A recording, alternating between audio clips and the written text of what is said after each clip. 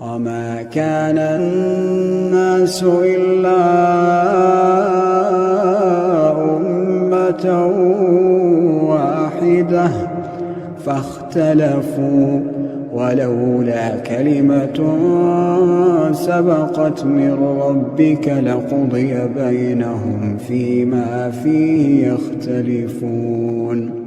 ويقولون لولا أنزل عليه آية من ربه فقل إنما الغيب لله